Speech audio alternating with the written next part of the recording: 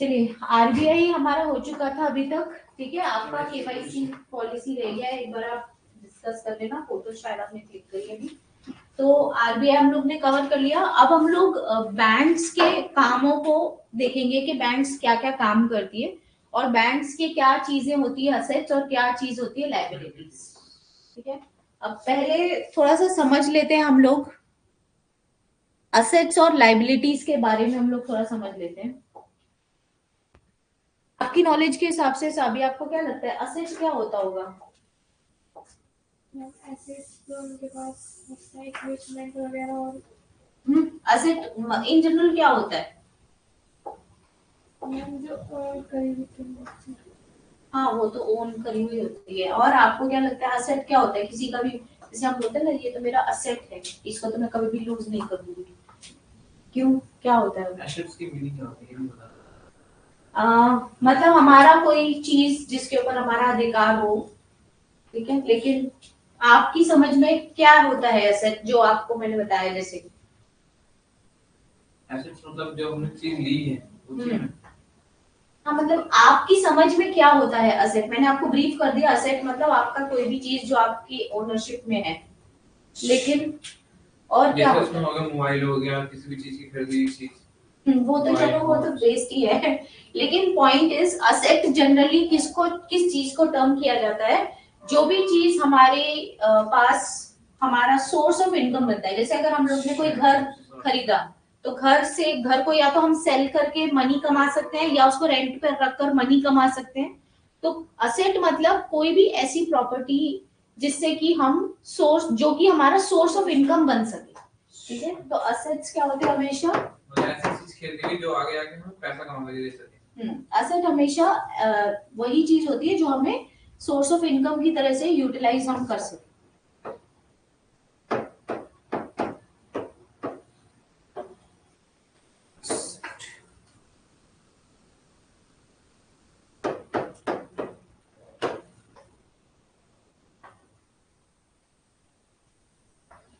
ठीक है।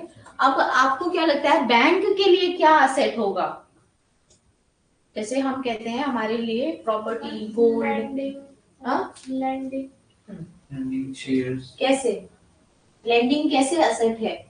क्योंकि वो उसे दे के फिर इंटरेस्ट लेती है ना कुछ भी। बैंक क्या करती है? बैंक के पास जितने भी डिपॉजिट्स आते हैं, डिपॉजिट्स बैंक में जमा होते हैं, तो बैंक उसको, उन डिपॉजिट्स को लेंडिंग करती है या लोन्स देती है उनके बदले में। जो भी कस्टमर्स लोन्स लेते हैं वो कस्टमर्स रीपे करते हैं बैंक को विद इंटरेस्ट। तो ये जो इंटरेस्ट है, ये इंटरेस्ट बैंक की इनकम है। तो जितने भी प्रकार के लोन्स हैं, चाहे बड़ी कंपनी को लोन देती है बैंक, जब कभी जैसे 100-200 करोड़ के लोन्स, तो कॉर्पोरेट लोन्स होते हैं, तो वो लोन्स बैंक की इनकम है, क्योंकि जब उनका रीपेमेंट होता है तो कंपनी उसका इंटरेस्ट भी पे करती है। ऐसे ही रिटेल लोन्स होते हैं, जो आपको और हमको, इंडिविजुअल कस्टमर को पैसे की जरूरत है, तो कुछ अमाउंट लोन पे लेती है बैंक, और लोन पे लेते हैं हम लोग, और हम उसको रीपे करते हैं स्मॉल अमाउंट्स में, उसको रिटेल लोन्स कहते हैं, ठीक है। फिर वैरायटी के लोन्स है, कुछ कृषि से संबंधित लोन्स होते हैं, एग्रीकल्चरल लोन्स। बिजनेस को स्टार्ट करने के लिए, बिजनेस के स्टार्टअप के लिए बिजनेस लोन्स होते हैं, कॉर्पोरेट लोन्स होते हैं, ऐसे वैरायटी ऑफ लोन्स होते हैं। तो बैंक के लिए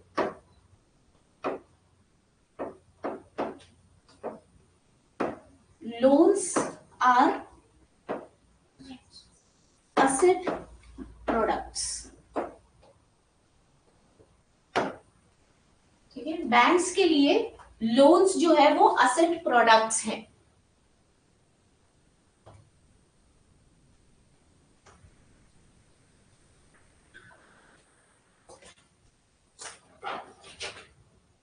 ठीक है, असेट प्रोडक्ट्स, जितने भी लोन अकाउंट्स होते हैं, ठीक है, ऑल लोन अकाउंट्स ऑफ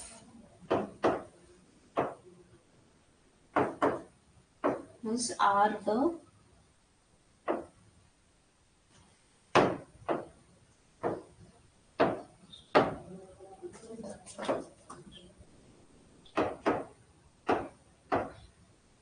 जितने भी लोन अकाउंट्स होते हैं कस्टमर्स के, वो बैंक के लिए टर्म होते हैं असेट अकाउंट्स। ये आपको पता होना चाहिए, इंटरव्यू में कभी कभी आपसे पूछ लेते हैं वो असेट अकाउंट्स क्या होते हैं, तो आपको समझ में आना चाहिए असेट अकाउंट मतलब ये लोन्स की बात कर रहे हैं, ठीक है। तो जितने भी कस्टमर्स के, आपने देखा होगा, आप कभी लोन उठाओगे, कहीं से भी लोन लेते हो तो आपको एक नंबर दिया जाता है, लोन अकाउंट नंबर। तो जो भी आपका लोन अकाउंट है बैंक के लिए वो इनकम जनरेट करता है, इसीलिए उसको असेट प्रोडक्ट्स कह सकते हैं या असेट अकाउंट्स कह सकते हैं, ठीक है। तो आपको ये समझ में आना चाहिए। अच्छा, अब लाइबिलिटीज क्या होती हैं? पे करना होता है।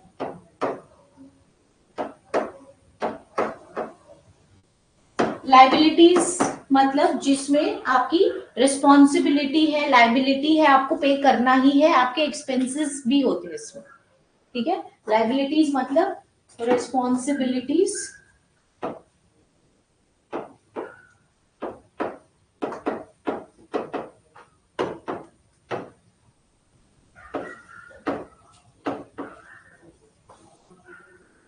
ठीक है, रिस्पॉन्सिबिलिटीज जिसकी पेमेंट करनी होती है, it is to be paid, ठीक है। अब बैंक्स के लिए आपको क्या लगता है, क्या लाइबिलिटी क्या होती होगी? कस्टमर की सेविंग अमाउंट का इंटरेस्ट देना। इंटरेस्ट देना वो तो ठीक है, और आपकी समझ में क्या लगता है, बैंक जितनी भी अभी आपकी अंडरस्टैंडिंग है उसके हिसाब से आपको क्या लगता है बैंक के लिए क्या जिम्मेदारी होती होगी? लाइबिलिटीज मतलब रिस्पॉन्सिबिलिटीज, जिम्मेदारियां, बैंक के लिए क्या जिम्मेदारी मनी होती है उनको सेव करना, और जो कस्टमर को अर्जेंट में मनी चाहिए वो प्रोवाइड करना। वो तो चलो ड्यूटीज में आ गया, लेकिन बैंक सैलरी नहीं, वो तो चलो एक्सपेंसेस हो गए, बट बेसिक रिस्पॉन्सिबिलिटी बैंक की क्या होती है? लोगों के डिपॉजिट्स हैं, आपके हमारे लाखों रुपए हमारे बैंक में पड़े हुए हैं, तो बैंक की रिस्पॉन्सिबिलिटी है इन अकाउंट्स को हैंडल करना, ठीक है, इन डिपॉजिट अकाउंट्स जितने भी हैं, ठीक है। ये भी तो टूटी में आ गया। नहीं, इनको मैनेज करना, उसको मैनेज करने में जो भी उनके एक्सपेंसेस हैं, भाई खर्चा तो होता है, बैंक अपने अकाउंट्स को प्रमोट करती है, कस्टमर्स के पैसे को प्रोटेक्ट करती है, कस्टमर का बैलेंसेस रखे हैं उसको प्रोटेक्ट करना उनकी इम्पोर्टेंट नीड है। तो जितने भी डिपॉजिट अकाउंट्स हैं, चाहे वो करंट अकाउंट डिपॉजिट्स हो, सेविंग्स अकाउंट डिपॉजिट्स हो, एफडी डिपॉजिट हो या आरडी डिपॉजिट हो, ये सारे deposit accounts are the liability products, ठीक है। All deposit accounts of customers are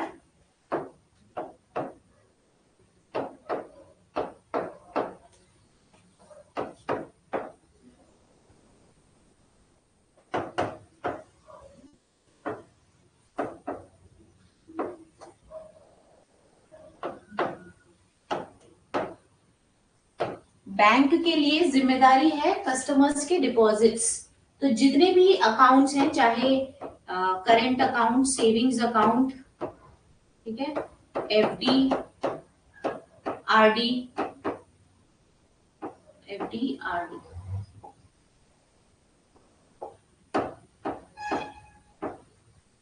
ये सारे डिपॉजिट अकाउंट्स जो है बैंक के लिए लाइबिलिटी प्रोडक्ट्स या लाइबिलिटी अकाउंट्स कहे जाएंगे, ठीक है।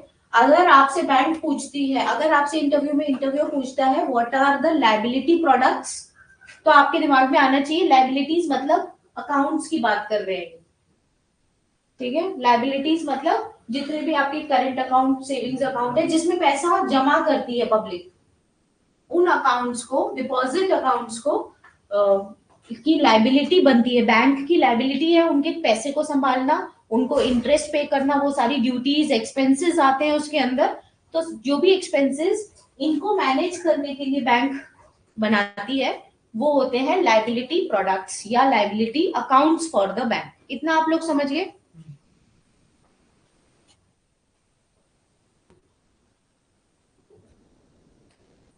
ठीक है, तो असेट्स क्या होते हैं? Assets are the source of income, ठीक है, and liabilities are the responsibilities to be fulfilled.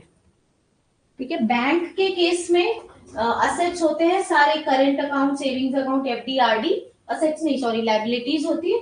और असेट होते हैं सारे टाइप के लोन, जो छोटे लोगों, छोटे बिजनेसेस को भी लोन्स दिए जाते हैं, वैरायटी। एग्जाम्पल अगर बोला जाए कि क्या होते हैं लाइबिलिटी प्रोडक्ट्स के एग्जाम, असेट प्रोडक्ट्स के एग्जाम्पल्स, तो आपको ये नाम लिखने हैं।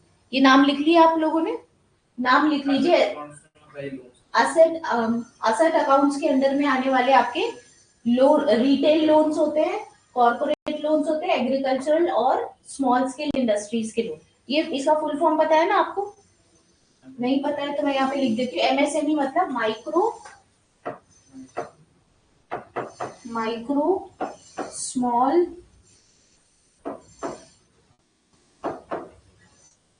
मीडियम स्केल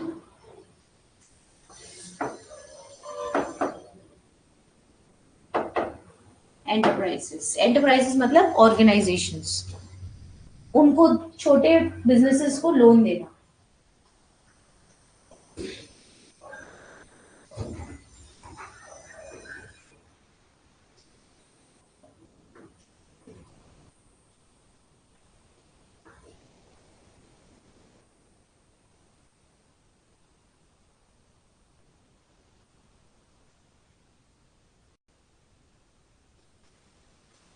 कभी कभी एग्जाम्पल्स भी पूछ लेते हैं, नाम लिख लेना। ये रिटेल लोन्स में किस टाइप के लोन्स आते हैं? होम लोन,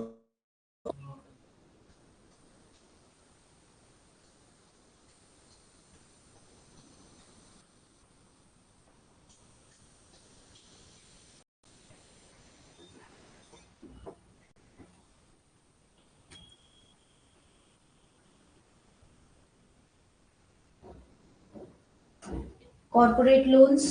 आप नीचे लिख लेना अपने साइड में। कॉर्पोरेट लोन्स का मतलब होता है लोन्स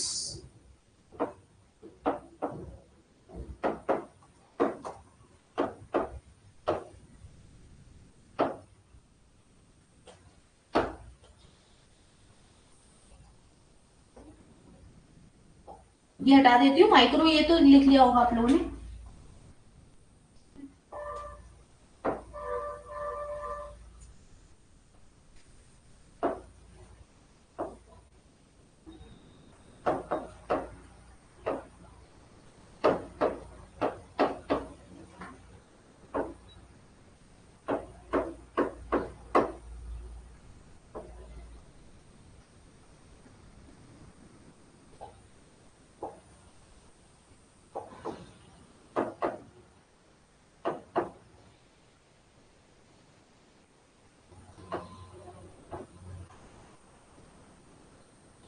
बस 100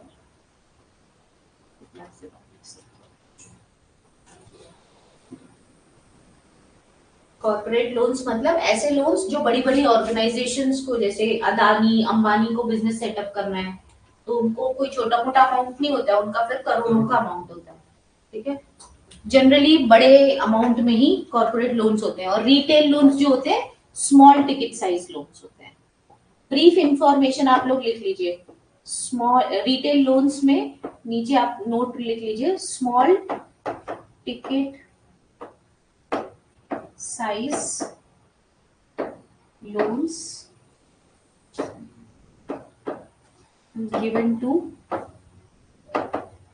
retail individual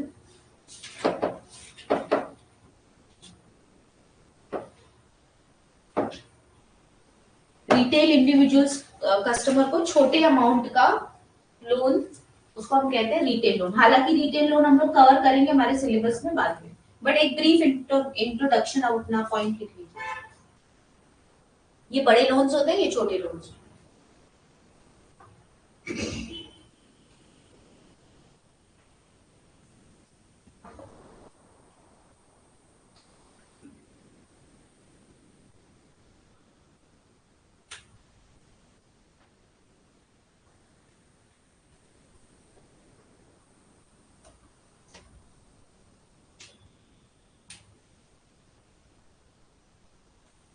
ठीक है, तो ये समझ गए हम लोग जितने भी बैंक के ये वाले प्रोडक्ट्स हैं असेट वाले, वो होते हैं लोन्स।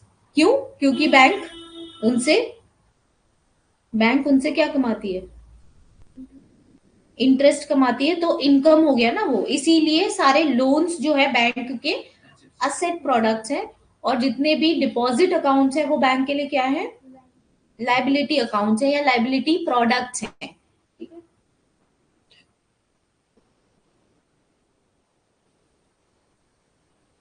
अब हम लोग असेट्स को तो बाद में समझेंगे, मैंने बताया रिटेल लोन्स को हम बाद में कवर करेंगे। इस वाले टॉपिक में हम लोग कवर करेंगे लाइबिलिटी अकाउंट्स को। ठीक है, कितने टाइप के बैंक लाइबिलिटी अकाउंट्स ऑफर करती है वो सब हम यहाँ पे कवर करेंगे। ठीक है, पहले आप लोग ये चार्ट बना लो, उसके बाद मैं आपको ये चार्ट एक्सप्लेन करूंगी वन ऑन वन।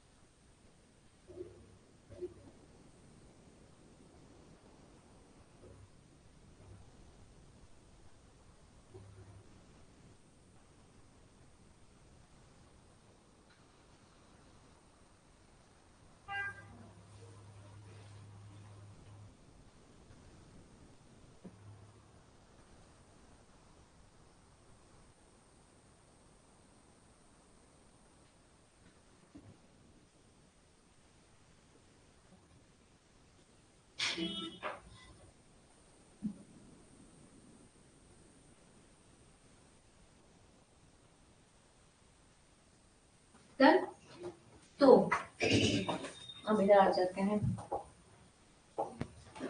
अब मैंने आपको क्या बताया था, लाइबिलिटी क्या होते हैं? लाइबिलिटी होते हैं हर प्रकार के डिपॉजिट्स। ठीक है, तो जो जितने भी डिपॉजिट्स होते हैं, तो उस चार्ट में हमने देखा कि एक जगह लिखा हुआ था डिमांड डिपॉजिट्स। ठीक है, डिमांड को मैं शॉर्ट फॉर्म में लिखूंगी डीडी डिपॉजिट्स। ठीक है, क्योंकि जनरली इकोनॉमिक्स में हम लोग डिमांड एंड सप्लाई जब भी यूज करते थे डीडी लिखते थे बीकॉम में, इसीलिए। तो डिमांड डिपॉजिट्स मतलब कि वो डिपॉजिट्स, आप अपने डेफिनेशन में लिख लीजिए डिमांड डिपॉजिट्स का मतलब क्या होता है। डिपॉजिट्स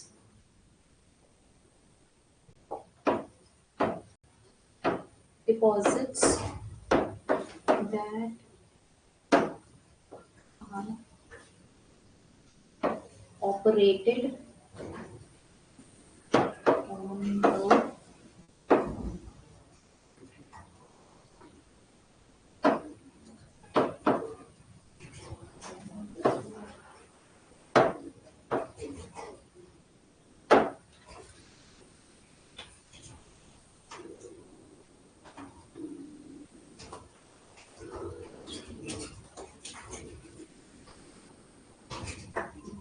उसके अंदर हमने देखा कि करंट अकाउंट, सेविंग्स अकाउंट जो है उसमें हमारे कोई, मेरी बैंक का कोई रेस्ट्रिक्शन नहीं होगा मुझ पर कि मुझे पैसा निकालने की परमिशन नहीं है या डिपॉजिट करने की बैंक से मुझे परमिशन लेना पड़ेगा, नहीं। तो ये डिपॉजिट्स डिमांड डिपॉजिट्स इसलिए कहलाते हैं क्योंकि ये वो डिपॉजिट्स होते हैं जो कस्टमर अपनी मर्जी से, अपनी चॉइस से ऑपरेट कर सकता है। मुझे जब जमा करना है मैं जमा करूंगी, मुझे जब निकालना है मैं निकालूंगी, बैंक का कोई उसमें रेस्ट्रिक्शंस नहीं होते हैं। तो जितने भी करंट और सेविंग्स अकाउंट चार्ट में बनाया हमने, current account and savings account जो है वो डिमांड डिपॉजिट्स कहलाते हैं। ठीक है। दूसरे टाइप के हम लोग ने क्या देखा था, टाइम डिपॉजिट्स।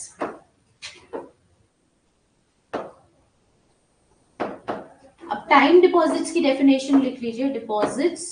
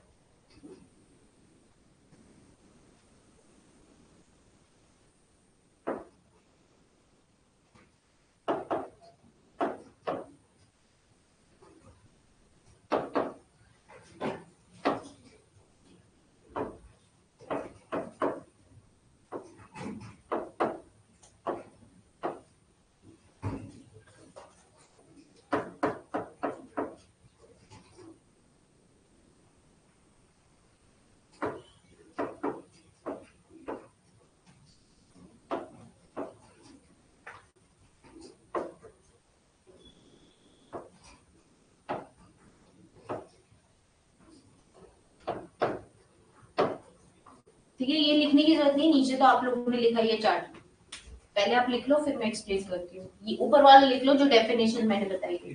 ठीक है। तो टाइम डिपॉजिट्स मतलब कि ये वो डिपॉजिट हो जाए जिसमें एक स्पेसिफिक टाइम होता है। जैसे हम एफडी लेते हैं तो हम 5 साल की एफडी लेंगे, 2 साल की एफडी लेंगे, उन डिपॉजिट्स को निकालने के पहले मुझे पेनल्टी लगेगी। ठीक है, वो अपनी मर्जी से मैं नहीं ऑपरेट कर सकती हूँ। हाँ, मेरी नीड होगी तो मैं बीच में ब्रेक करूंगी, बट अदरवाइज मुझे उस डिपॉजिट को ऑपरेट करने के लिए या निकालने के लिए स्पेसिफिक टाइम ड्यूरेशन तक वेट करना पड़ेगा। तो deposits that are operated based on a specific time duration associated with the account. उस एफडी अकाउंट में जितने टाइम ड्यूरेशन की मैंने एफडी ली है उतने टाइम तक मुझे रुकना पड़ेगा।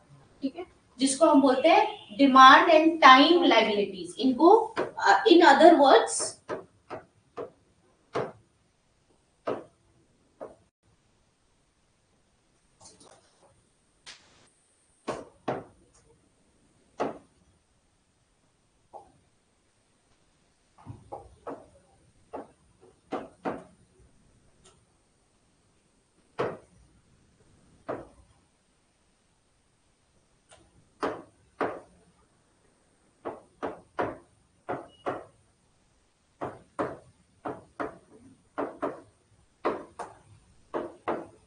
ये आप लोग अपने नोट में लिख लीजिए। अगर आपसे कोई पूछे डिमांड एंड टाइम लायबिलिटीज क्या होती है, डिमांड एंड टाइम लायबिलिटीज मतलब कि करंट अकाउंट्स एंड एफडीआरडीज। ये वर्ड्स हैं, वर्ड्स डब्ल्यू, इसको फिर से लिख देती हूँ। In other words these are termed as demand and time liabilities of the bank.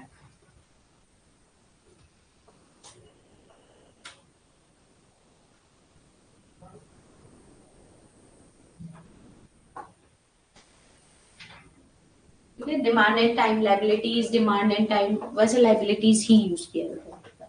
समझ में आ गया आप लोग? Demand deposits and time deposits, difference पूछा जा सकता है कभी कभी इंटरव्यू में, डिमांड डिपॉजिट्स क्या होते हैं, टाइम डिपॉजिट्स क्या होते हैं, ऐसे।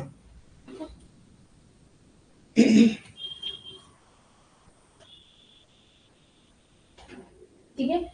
एफडी जो होती है ये दो प्रकार की होती है, जैसे मैंने आपको बताया था, उसमें भी लिखा था क्यूमुलेटिव होती है या री इन्वेस्टमेंट, क्यूमुलेटिव होती है, रेगुलर होती है। रेगुलर एफडी कैसे होती है, जैसे मैंने 2 साल के लिए एफडी बनाई, 2 साल के बाद उसको निकाल दिया और मतलब कंज्यूम कर लिया, what ever I have used that FD.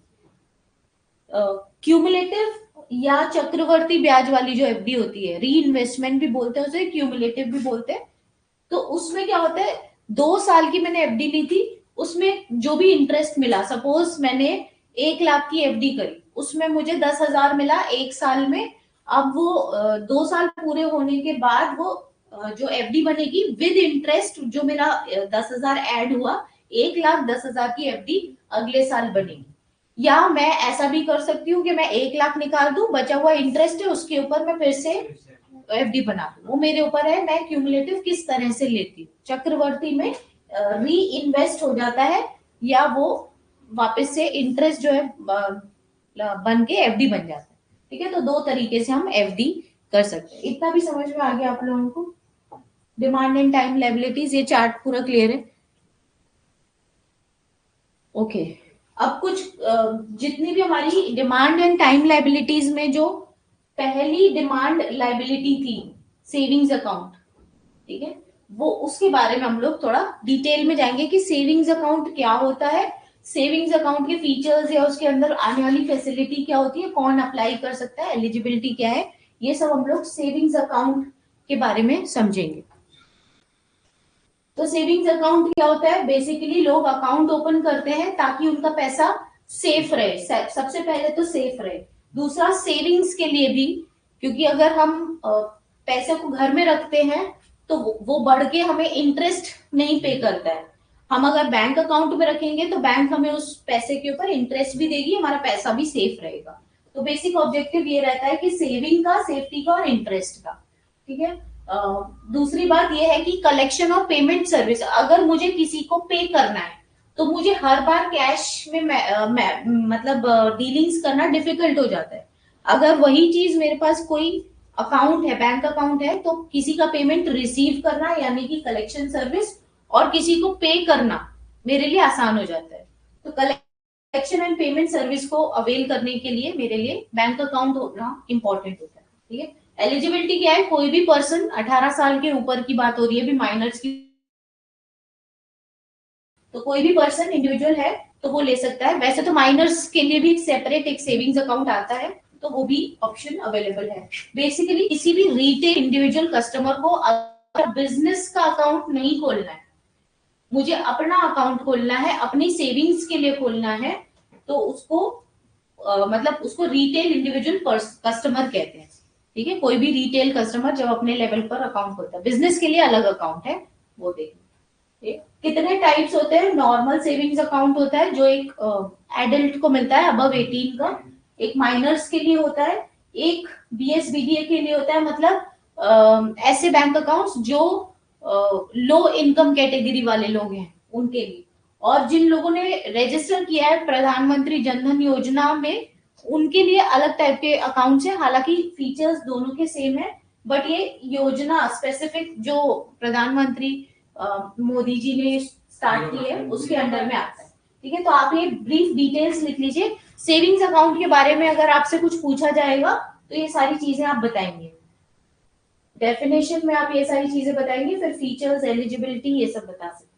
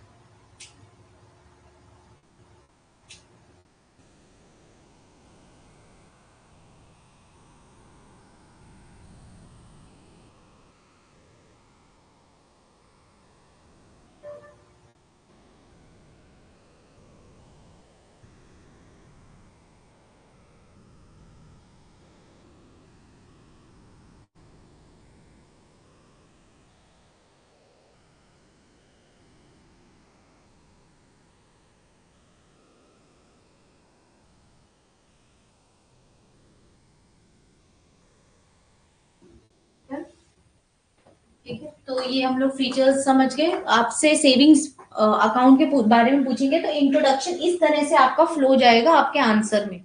ठीक है, अब उसमें बेनिफिट्स या फीचर्स क्या क्या होते हैं सेविंग्स अकाउंट के। पहली बात तो इंटरेस्ट आपको मिलता है, जो भी आप पैसा जमा करते हो बैंक में, बैंक आपको एक इंटरेस्ट पे देती है। ठीक है, तो इंटरेस्ट रेट्स नहीं, ये थी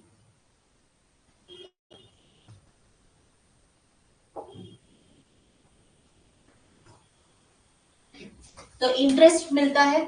दूसरी बात इंटरेस्ट रिसीव्ड भी लिख सकते हो आप रेट्स की जगह। इंटरेस्ट रिसीव्ड, मिनिमम बैलेंस आपको रखना पड़ता है जिसको हम बोलते हैं AMB, average monthly balance.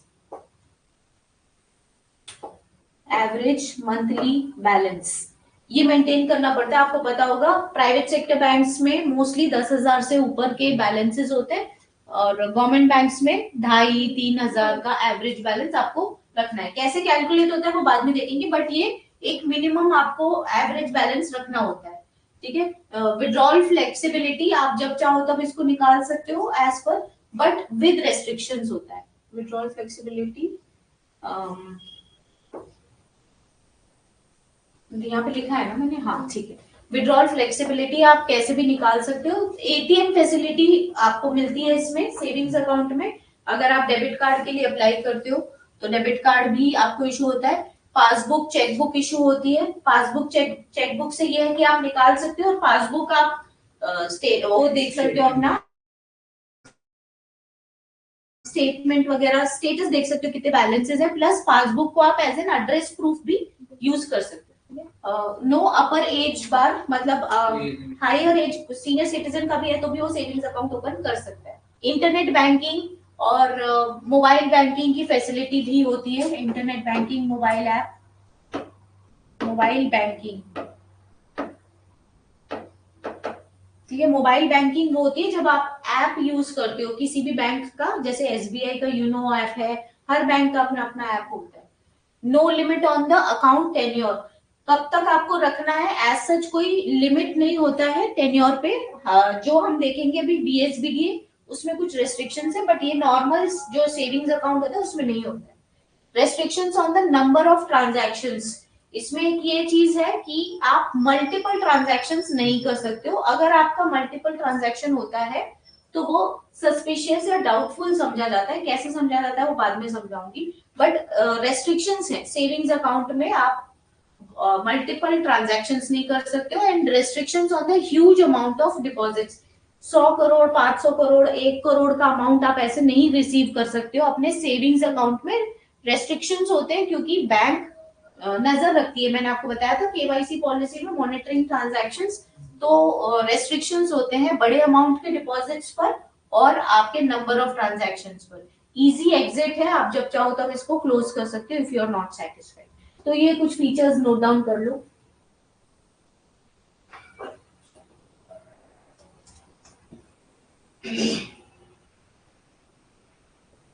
Internet banking और मोबाइल बैंकिंग में डिफरेंस है बाय द वे, अगर आप लोगों को कंफ्यूजन हो तो मैं बताऊं।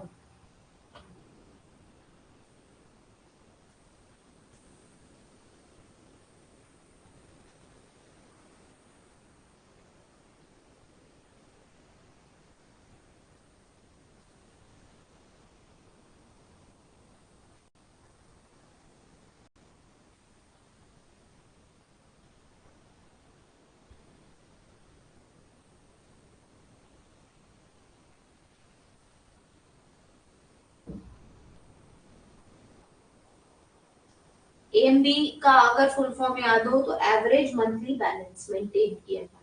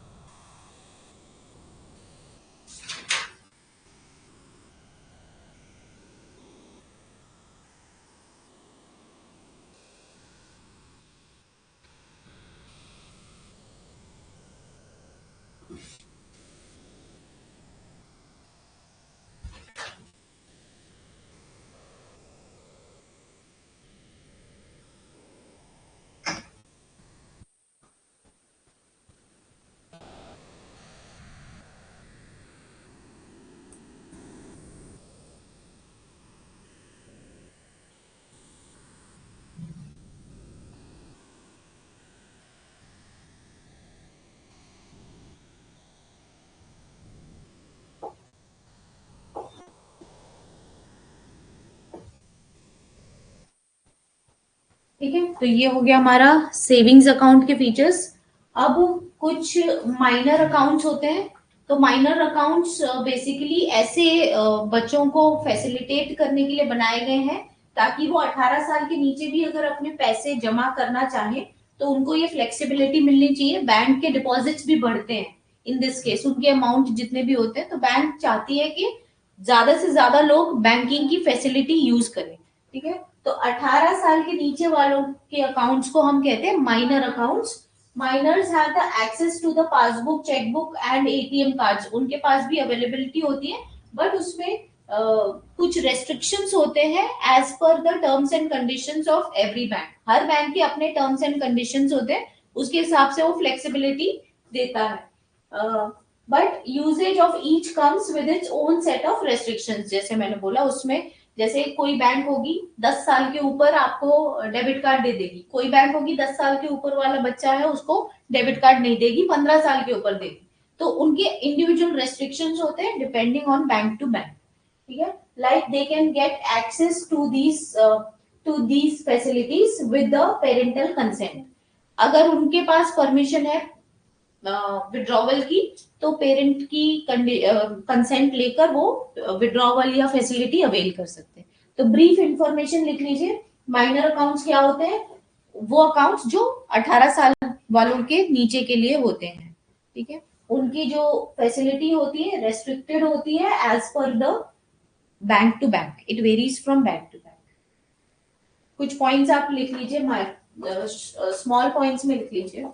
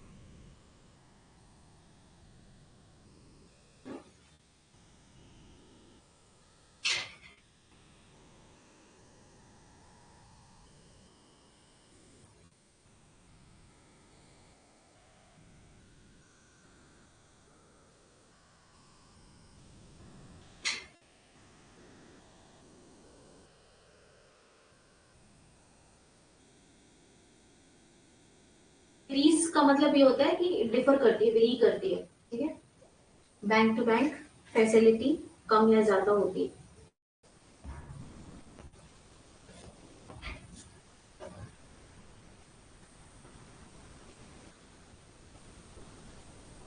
एक पॉइंट आप और लिख सकते हो इसमें।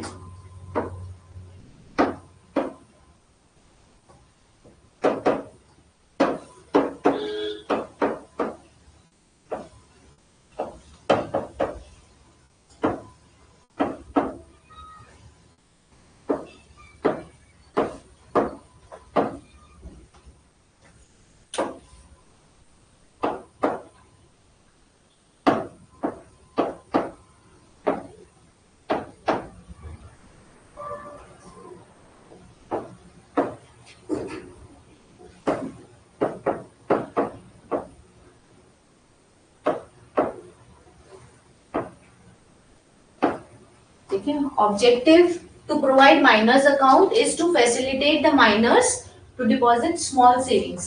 ये आप बोल सकते हो इंट्रोडक्शन में, जब आप बोलोगे माइनर अकाउंट के बारे में पूछेंगे तो क्यों करती है बैंक, ताकि माइनर्स को भी फैसिलिटी मिल सके अपने स्मॉल सेविंग्स को जमा करने की।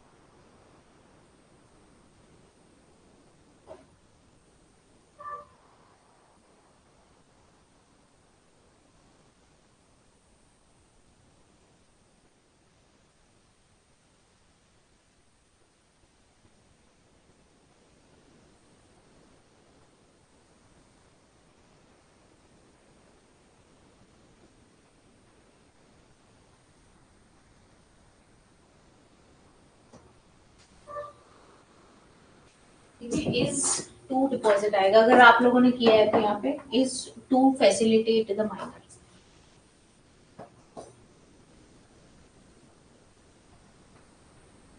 ठीक है, माइनर के बारे में हम लोग ने ब्रीफ अंडरस्टैंडिंग समझ ली।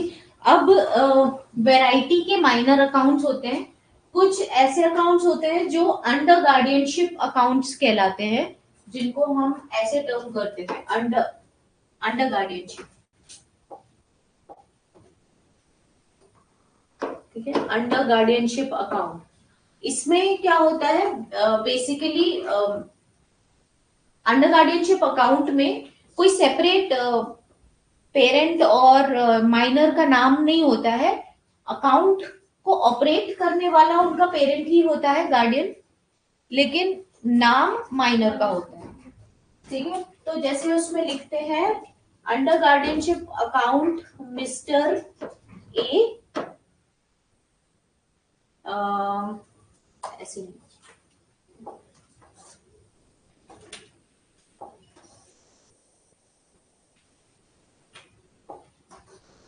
आप अंडर गार्डियनशिप अकाउंट के नीचे लिखेंगे mister A under guardianship mister B. तो बी जो है ये पेरेंट है और ये चाइल्ड है। ठीक है, ऑपरेट करता पेरेंट ही है इसको। ठीक है, it is operated by the parent और द गार्डियन। एग्जाम्पल के तौर पर लिख लीजिए उसके नीचे mister A under guardianship account mister B.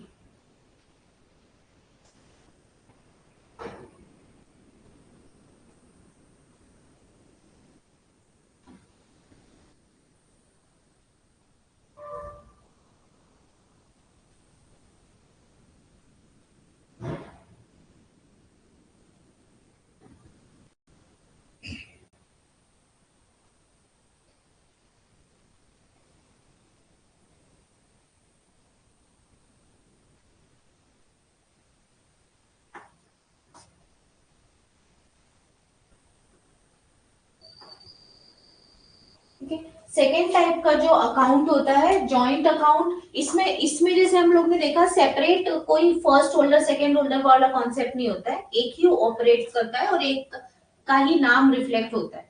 ठीक है, तो फर्स्ट जो है माइनर, उसके नाम से अकाउंट होगा लेकिन ऑपरेट किया जाएगा पेरेंट के द्वारा। दूसरा ऑप्शन होता है जॉइंटली, उसके केस में फर्स्ट होल्डर होगा मिस्टर ए, सेकेंड होगा मिस्टर बी, लाइक दैट। ठीक है, तो जॉइंटली विद पेरेंट, तो इसमें मिस्टर ए जो है वो फर्स्ट होल्डर रहता है, फर्स्ट अकाउंट होल्डर, और मिस्टर बी जो है जो पेरेंट है सेकेंड होल्डर रह सकता है। ठीक है, ये एग्जाम्पल में आप अपने जॉइंट अकाउंट के नीचे एग्जाम्पल लिख लीजिए, तो उसमें फर्स्ट और सेकेंड होल्डर का कॉन्सेप्ट होता है। ये पेरेंट है और ये चाइल्ड है। लाइक दैट, उसके अंदर लेकिन हालांकि ऑपरेट किया जाएगा पेरेंट के द्वारा ही, दोनों ही ऑपरेट होंगे पेरेंट के द्वारा, बट उसमें होल्डर्स अलग अलग होते हैं, उसमें होल्डर एक ही होता है।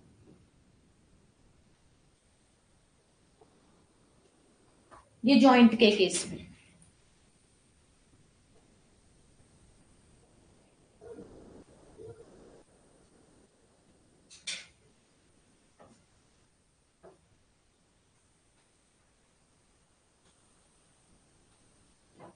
ठीक है, फिर तीसरा टाइप जो होता है, तीसरा टाइप में सेल्फ ऑपरेटेड माइनर अकाउंट होते हैं। मतलब कि जो माइनर्स 10 साल के ऊपर वाले हैं, 10 और 18 के बीच वाले जो माइनर्स हैं, उनको कुछ बैंक्स जो है फैसिलिटी देती हैं कि वो खुद से अकाउंट ऑपरेट कर सकते, ओपन और ऑपरेट कर सकते हैं। हालांकि as per the restrictions, bank के कुछ रेस्ट्रिक्शन होते हैं। ये नहीं कि 1 लाख रुपए है तो बच्चे को पूरा 1 लाख रुपीज निकालने की परमिशन मिल जाएगी, नहीं, कुछ रेस्ट्रिक्शंस होते हैं as per bank to bank. कितना अमाउंट का विड्रॉवल है, विड्रॉवल की कुछ लिमिट होगी, वो as per bank to bank very करती है। बट कुछ बच्चे जो 10 साल के ऊपर है, उनको ये फैसिलिटी मिल सकती है कि वो खुद से उस अकाउंट को ऑपरेट करें। ठीक है, जिसको हम बोलते हैं self operated minor accounts.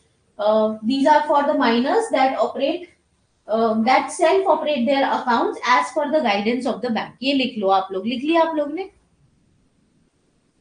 Self operated minor accounts क्या होते हैं? 10 साल के ऊपर वालों को ये मिलता है फैसिलिटी कि वो खुद से ऑपरेट करते हैं as per the guidance of the bank.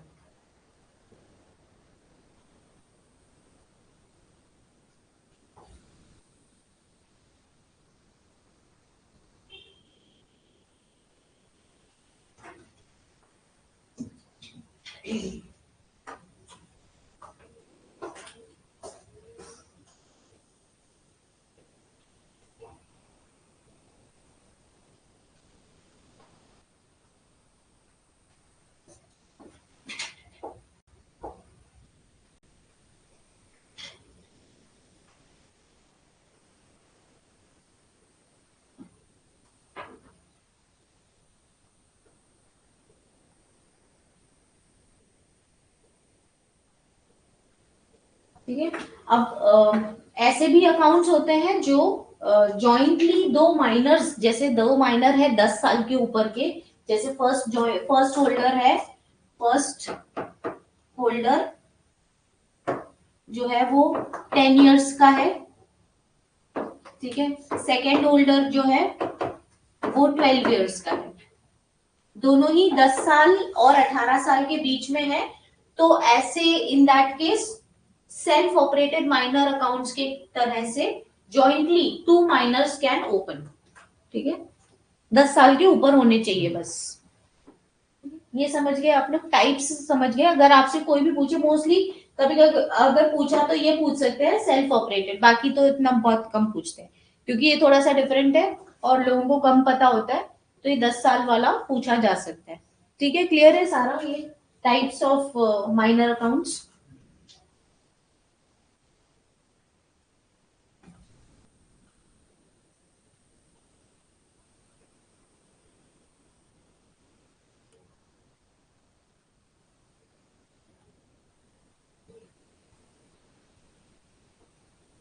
अब कल हम लोग स्टार्ट करेंगे, कल हम लोग देखेंगे BSBDA, लेकिन उसके पहले प्रायोरिटी सेक्टर को समझेंगे कल.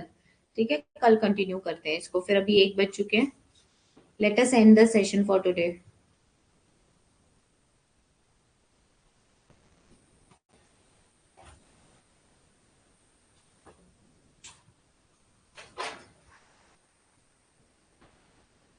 कोई डाउट अभी तक जितना भी हम लोग ने समझा है?